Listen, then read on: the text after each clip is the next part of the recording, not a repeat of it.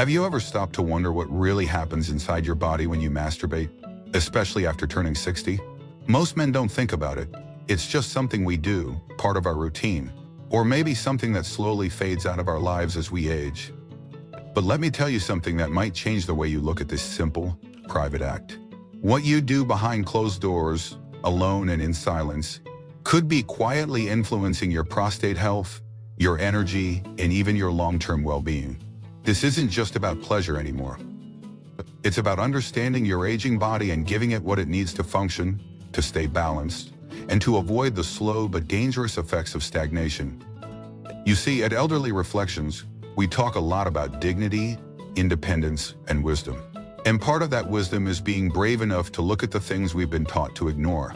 Nobody teaches senior men how their body changes sexually, how hormone shifts, organ function, even simple things like blood flow and tension, can all change after 60. And today we're diving into two surprising things that happen to your prostate when you masturbate. Some of them might be helpful, some might be warning signs you've been overlooking, and all of them are worth knowing. Because when you understand your body, you take back control over your life, your motivation, and your future. So let's not waste another minute. The first thing you need to know is this. Regular ejaculation may actually lower your risk of prostate cancer. That's right, over the last few decades, researchers have discovered something both simple and powerful. Older men who ejaculate more frequently may have a lower chance of developing prostate cancer. One of the most cited studies comes from Harvard, where researchers tracked men over a long period and found that those who ejaculated 21 times or more each month had a significantly lower risk of developing prostate cancer than those who didn't. It's not about the exact number. It's about a rhythm, a regular biological clearing out, if you will. Now here's why that matters. Your prostate is a small gland that sits just below the bladder. It's responsible for producing seminal fluid, the stuff that carries sperm. But over time, this gland doesn't just hold fluid. It can also collect things your body doesn't need. Things like excess hormones, old metabolic waste, or even inflammatory substances. And when those things sit in the gland too long, they can irritate the cells, create chronic inflammation, and potentially raise your cancer risk. Think of it like a filter that needs flushing from time to time. When you let it sit there untouched for months, it gets clogged, sticky, and unhealthy. Let me tell you a story. Gerald was a 75-year-old retired teacher living in Oregon. He was active, healthy, ate his greens, and walked every morning. But after losing his wife 5 years ago, intimacy had become a thing of the past. Then, during a routine checkup, his doctor mentioned his PSA levels were rising. Not dangerously, but enough to monitor. That one moment woke him up. He started doing his own research, talked to his urologist, and learned that regular ejaculation might actually help reduce inflammation inside the prostate. It sounded strange at first, but the science was there. So he made a few lifestyle changes, not just diet and supplements, but also started including masturbation as a regular part of his week. Not daily, just regularly. A way to keep his prostate healthy. 6 months later, his numbers stabilized. His energy came back. He even said he felt more at ease in his body again, no longer carrying tension, no longer ignoring his needs. This isn't to say that masturbation is a miracle cure. It's not. Genetics, stress, sleep, what you eat, these things matter too. But the act of ejaculation plays a role, a natural role, a necessary one. It clears the gland, it keeps the tissue alive, responsive, and more importantly, it reminds you that your body still matters, that your manhood isn't tied to youth, but to presence, to care, to awareness. Now let's talk about the second key change, prostate congestion relief. I know it sounds like something out of a medical textbook, but I promise you, this is real. When men don't ejaculate for long periods, especially after the age of 60, fluid can begin to build up in the prostate. This leads to pressure, inflammation, and something doctors call prostatic congestion. You might not even realize it's happening. You just feel off. Maybe you've been waking up more at night to urinate, feeling a dull ache in your lower abdomen, or noticing discomfort when you sit for long periods. It's easy to blame age, the weather, your chair. But for many men, the problem starts inside the prostate. Now here's where masturbation can help. When you ejaculate, the prostate contracts. It releases built-up fluid. That release isn't just about pleasure. It's a kind of internal maintenance. Like flushing old oil from an engine.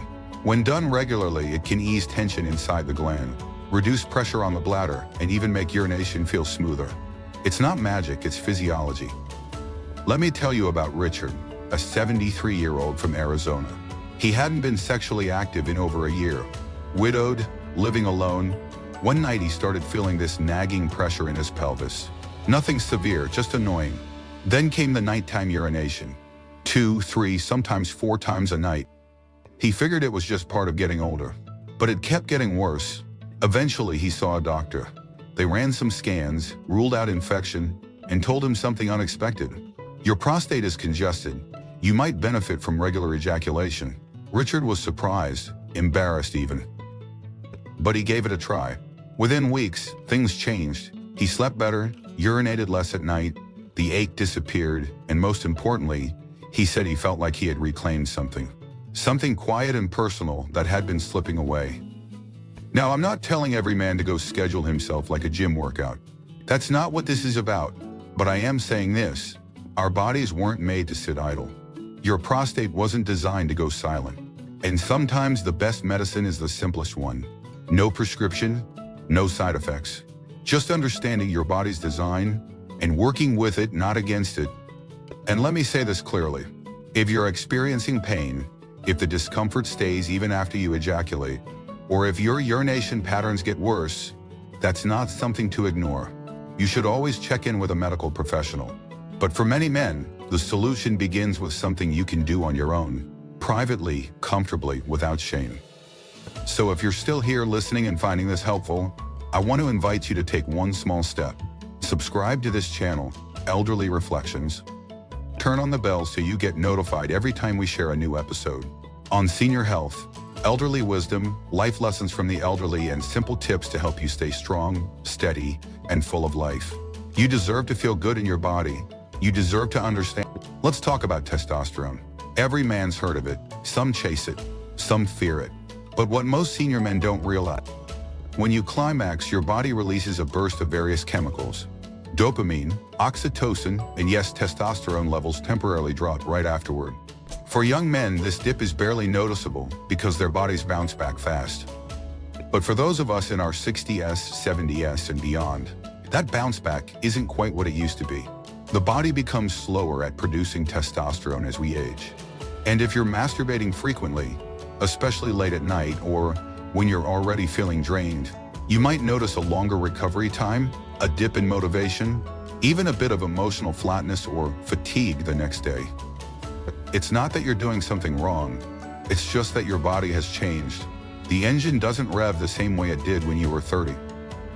Now don't take that the wrong way. I'm not telling you to stop, far from it. But understanding this shift helps you manage your expectations and keep your energy in check. See, testosterone isn't just about sex. It's about strength, drive, focus, and even your mood. It's one of those behind-the-scenes players that affects almost every part of your daily experience. There's also DHT, dihydrotestosterone, a more potent cousin of testosterone.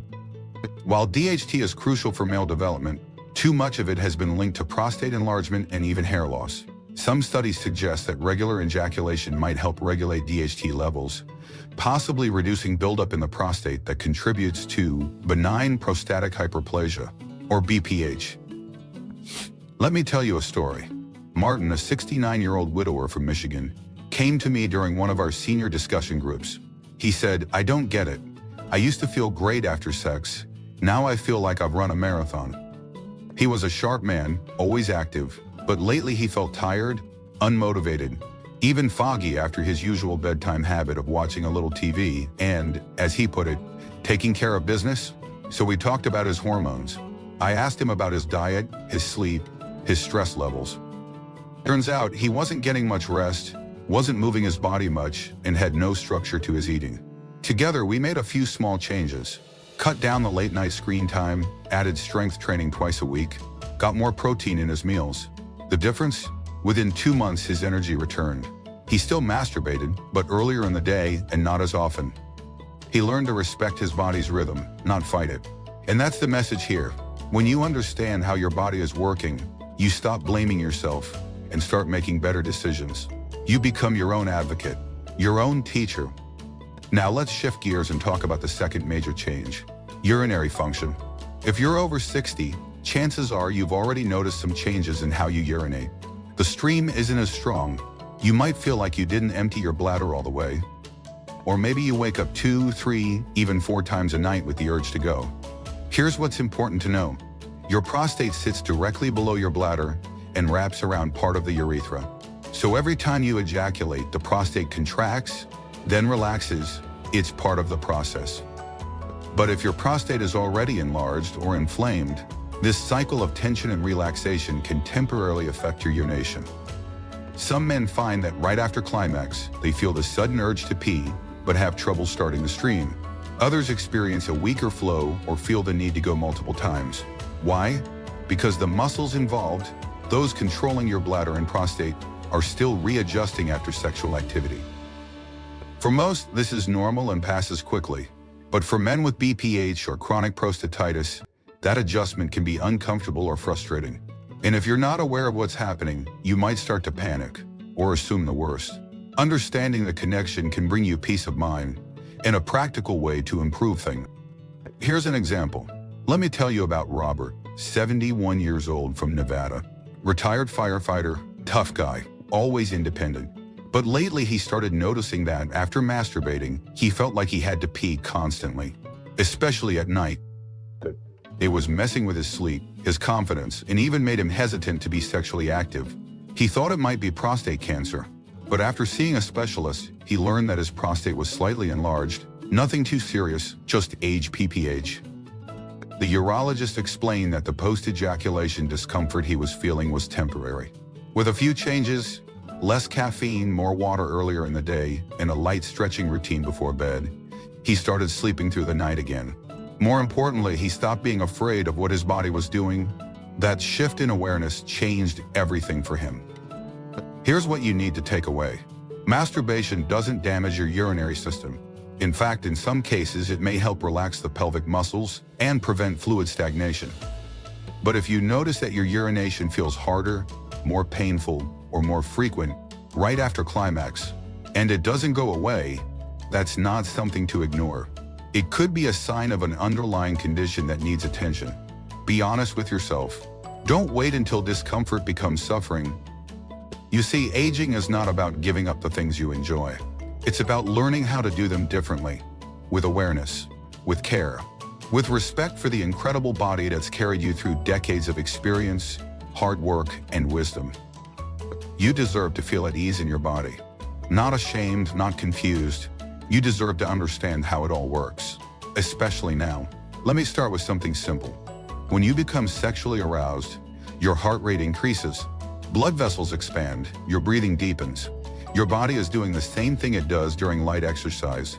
It's increasing circulation, driving oxygen-rich blood to areas that need it, and releasing feel-good chemicals like nitric oxide to help the process along. Now, for most healthy men, even those well into their 70s, this is a good thing. That temporary boost in circulation can help keep your blood vessels flexible, your heart engaged, and even lower your blood pressure. Temporarily, it's like a small cardiovascular workout. But if you have underlying issues, high blood pressure, a weak heart, poor circulation, this natural response might feel a little less invigorating and a little more risky. Take Alan, 74, from North Carolina. He was active, loved walking his dog every morning, and kept a pretty healthy routine. But once in a while after climax, he'd feel a little dizzy, like the world was tilting slightly. It didn't happen every time, but enough. At first he brushed it off. Probably just a head rush, he told himself. But one night, after feeling unusually lightheaded, he scheduled an appointment with his doctor. Turns out, Alan had low post-orgasmic blood pressure. His body was releasing nitric oxide just like it was supposed to. But because of medication he was already taking, the drop in blood pressure after climax was a little too steep. A few adjustments: hydration, spacing out physical exertion, and tweaking the timing of his medications. He was back to feeling steady, and more importantly, he was no longer afraid of enjoying intimacy. Now here's something important to understand. Your circulatory health is deeply connected to your sexual health. Weak erections, delayed arousal, or reduced sensitivity can be early signs of poor vascular function. Erectile performance isn't just about testosterone. It's about blood flow. And if your arteries are stiff from years of untreated high cholesterol, smoking, or diabetes, the first signs might not show up in your chest. They might show up in your bedroom. That's why doctors often say that erectile health is like the canary in the coal mine. It's one of the earliest warning signs your heart may not be doing as well as you think. And no, masturbation won't fix circulation issues, but it can help you notice them. It can give you a window into how your body is handling physical stress, relaxation, and recovery. If you feel palpitations, dizziness, or chest tightness afterwards, that's not something to power through. That's your body telling you to get checked. That's not weakness, that's wisdom. And that's what we're about here at Elderly Reflections. Elderly wisdom, senior health. Real life lessons from the elderly and aging, not just with more years, but more clarity. So let me bring all of this together. Over these 3 parts, we've talked about 6 core changes that happen to your prostate and your body when you masturbate after 60. First, it may reduce your prostate cancer risk by helping your body expel harmful wastes and reduce inflammation. Second, it relieves congestion, easing internal pressure that can cause discomfort or frequent urination. Third, it shifts your hormones, especially testosterone and DHT, and those changes can affect energy, mood, and sexual recovery time. Fourth, it temporarily influences your urinary patterns, especially if your prostate is already enlarged or inflamed. Fifth, it can either help or stress your urinary system depending on your overall prostate health. And sixth, it activates your circulatory system, which can be beneficial, or in some cases, a warning sign of something deeper.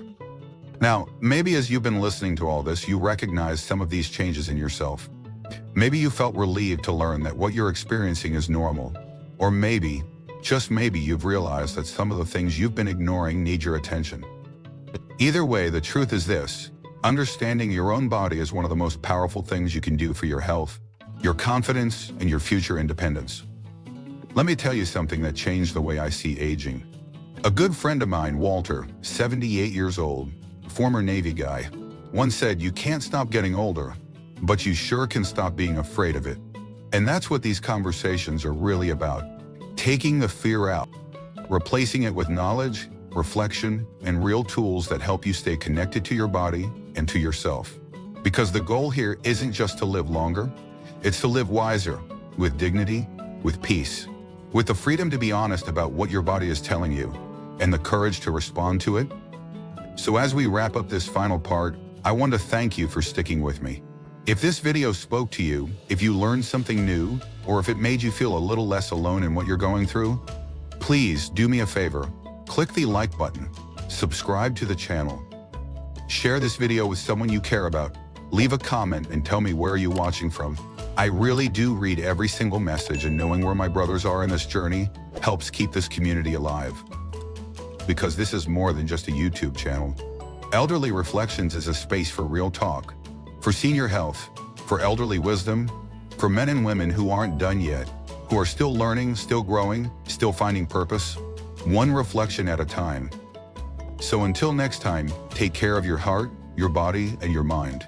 You've come a long way, and the best part? You're still here, and that means you still have time to live well.